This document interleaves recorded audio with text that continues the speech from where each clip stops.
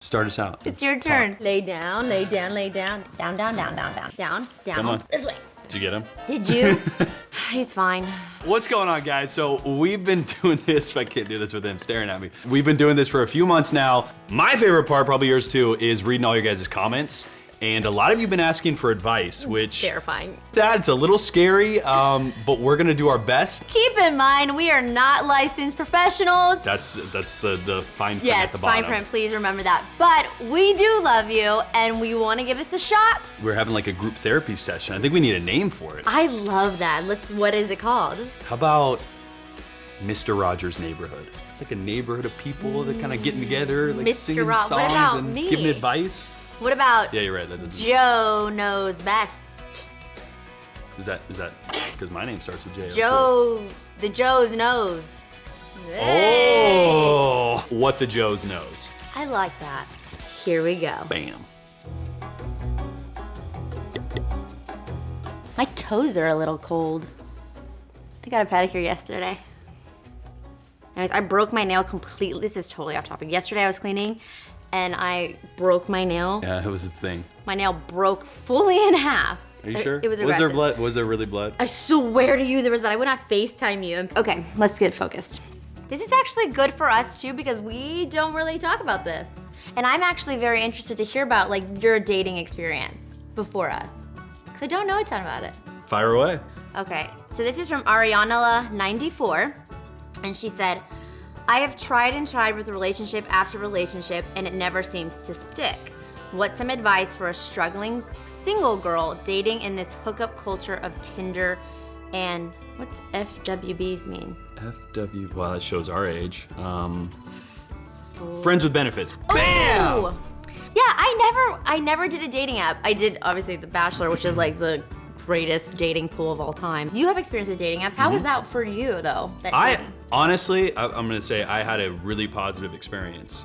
Only because I think it's in this day and age, it's a great way to meet a ton of different people. And the more people you meet, the more dates you go on, I think the more you realize what actually works for you, what doesn't, what kind of people you're into. I mean, the more you can experience, and I'm not saying sexually, I'm just saying the more you can experience dating people, relationships, getting to know people, I think you find out more of what actually works for you. I feel like we sometimes put so much pressure on what we want to happen. I'm this age, you know, my 5-year plan, I'm nowhere near it.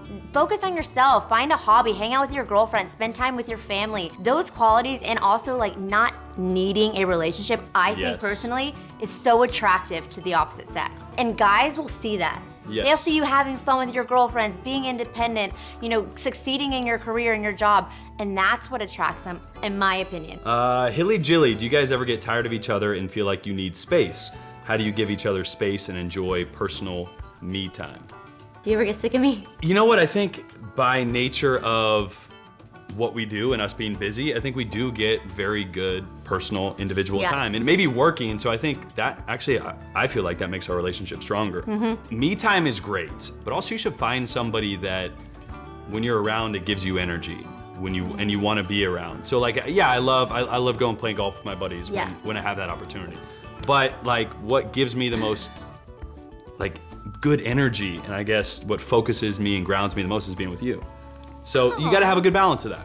I'll be honest, all my relationships before Jordan, I was the needy one. But I also think it was because I was with guys that they always wanted to have guys nights, and they always wanted to do everything with other guys, and it was kind of like, this isn't the relationship I want, right? I'm in a relationship now where it's like, I'm so secure in our relationship. I don't have to feel attached to you to feel close to you, if that makes sense. But I do think me time is so important because I do feel like in those last relationships, I did lose myself, right? You get, sometimes girls, especially, they get so invested in, you know, their relationships or with their partners that they forget to spend that time with their girlfriends and nurture their friendships. And so when you break up with that guy, because you might, your friends may not be there anymore. And you want to really make sure that you don't lose yourself in a relationship. You know what, the part we kind of skipped over, you get tired of, you know, you get a little annoyed sometimes of your significant other. That's normal, take 5.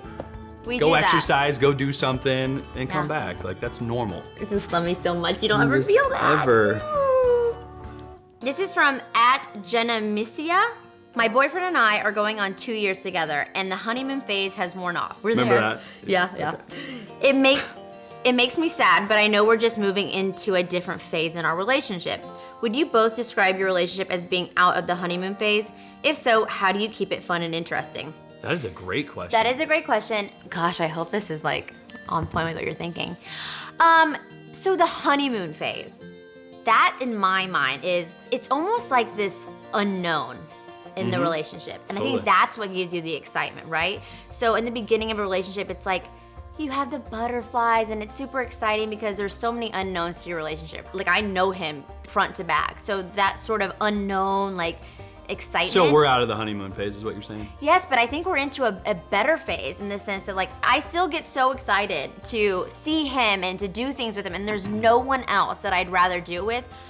But for me, my love for you has grown so much deeper, so it's a different kind of love, and I think that that's totally okay. And when people say like, you know, that excitement and the butterflies are gone, maybe that does fade, but it should transition into something greater and deeper and just more, I think, valuable? I don't know how to describe that. I think, to me, I'm going to be falling in love with a different Jojo over the course of our life. Yeah. Whether it's a few years at a time, whether it's a decade at a time.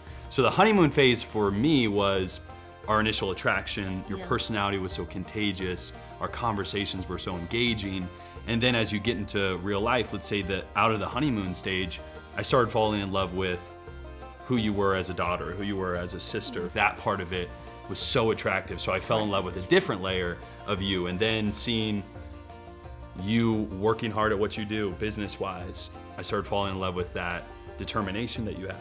That you may be out of the honeymoon phase, which is the exciting part of, oh my gosh, I'm so attracted to this guy. Yeah. What's he gonna do when he kisses me? Like, all that stuff is great, that'll give you the butterflies. And when you start to develop those deeper roots, you're gonna fall in love with a different person as they evolve. That's what's exciting to me, is I'm gonna get to fall in love with who you are as a mother.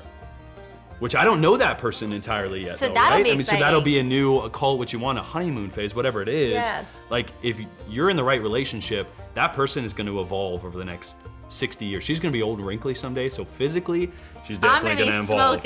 Definitely gonna evolve physically. It's good to know that when you're in the right relationship, you get deeper, you start to have honeymoon phases about other aspects of this person. I love that. That's a really great answer.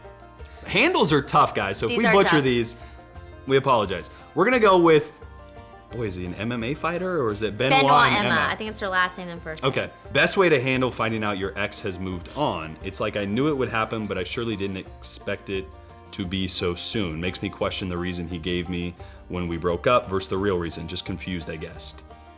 Help. So, I have seen this with friends, with family members, and I have two takes. I mean, you'll never know why that person moved on.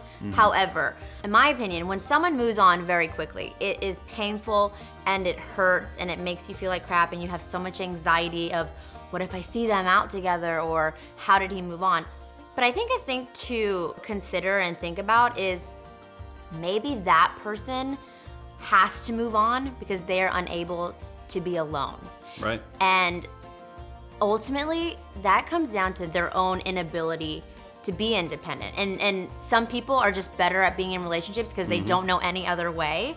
So they just relationship hop, right? It has nothing to do with the person they were with. It was They're searching for something that they're missing. yeah. Or it could be, they broke up. I don't know who broke up with who, but if they were broken up with, if you broke up with them and then they found someone right after, they're probably just trying to get over you, you know?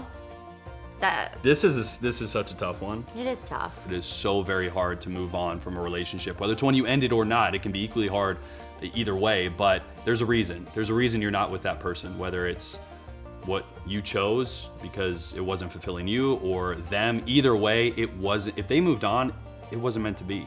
And if like, it is meant to be, that, it will come back. I didn't mean to cut you No, off. go for it. I'm just saying, like, also let that almost like piss you off, right? Instead, I'm serious. If a guy you just invested all this time and love and energy in and breaks up with you and moves on to someone else, that person didn't deserve you. I'm not crazy. No. I thought you were going there. My bad. That person doesn't deserve you. So change your mindset. Totally normal. After every breakup I've ever gone through, I have a very sad emotional playlist. I put it on and I sob because I need to just get it out. But then change that mindset. change it. You know what? I'm better than this. I deserve more. I respect myself more. If he wants to move on with that person, that is okay. I'm gonna focus on me. And it has nothing to do with you. There is no greater weapon than joy, I think. 100%. No greater weapon than joy. And if you can find that separate from somebody, whether it's with other relationships, your friends, whatever it is, the greatest weapon, because he'll see you too. He'll see you happy, and that won't be easy for him either. Yeah. Anya, have you ever had someone in your life who you are close with that was in a toxic relationship? What did you do? Did you tell them, or did you just leave it? I've been on the other side of that. You've had a toxic relationship? Yeah. I had, family members and friends trying to tell me that. How did you take that? It's weird because when you're in a toxic relationship,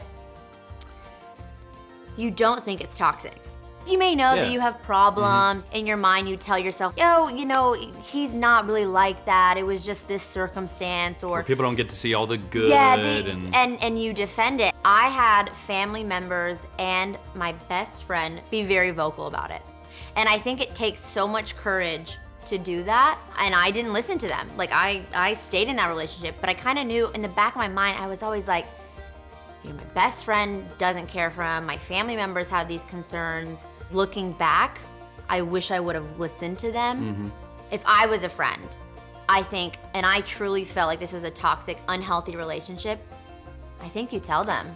I think you have to. I think, to me, it's important how you tell them. When you approach that conversation, you have to communicate that you still have respect for them. Look, this is a toxic relationship. Yes. I don't think it's best for you. If this is what you want, I'm gonna stand behind you. I'm not gonna make it awkward. I'm not gonna hate this person as long as it's something that you want. You have to not play both sides, but you have to make sure you're not drawing a firm line saying, if you stay with this person, like, we're not friends anymore.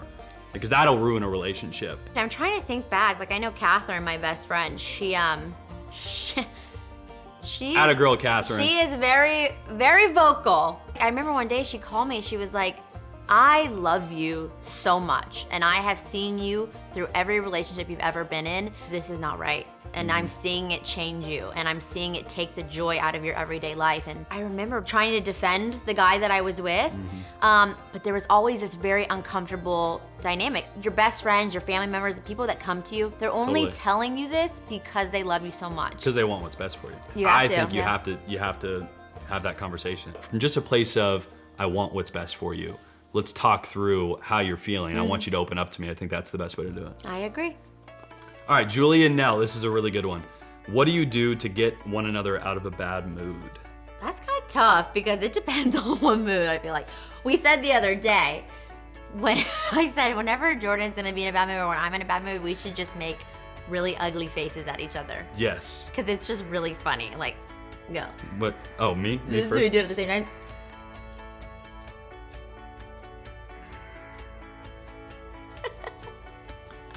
Oh, we done? Oh, I think I'm cramping. My neck's cramping. We've done a whole bunch of really ugly faces. Okay, that's just a silly thing. But it helps. It does help. Like, if you can find humor in something, try it. Sometimes, and I've told you this before, sometimes I just need you to let me be, like, really frustrated. Just for a little bit, so I can get that out. Whether it's I'm frustrated at being on hold, or like my technology the last couple days has been terrible, my iPad, everything's been breaking or disabling. I just wanted to be angry for a little bit to get that out. For me, I know when I'm in a bad mood or just like frustrated about something, what's comforting to me is just how supportive you are in those moments and how you don't have to say anything at all. Just like that, and like, it's okay, like, we'll figure it out, take a deep breath. It's okay. So I think it's different for each person. Like, for me, that's what helps me. For Jordan, when I see him get frustrated about things, I try to be like, hey, it's okay, like, take a deep breath. But that sometimes frustrates you more because I'm basically telling him, hey, you're overreacting, it's not a big deal. And that's frustrating to you. So I think it's just knowing how the other person operates and what helps them. It's not something that we knew right away. I mean, it's still when he's in a bad mood, sometimes I'm just like, I just need to back off. Take five. Especially when you're both frustrated. Yes. If you're both frustrated about something, look at each other. Take 5. Decompress. It's really ugly though. Do it again. That's not even her ugliest. She's ugly? giving you a 6 out of 10 right now. I've seen some pretty bad ones. Just don't even want to have that on film. Okay, guys, we barely scratched the surface on all the advice questions. We did our best. Make sure you guys comment below any other ones and make sure to subscribe.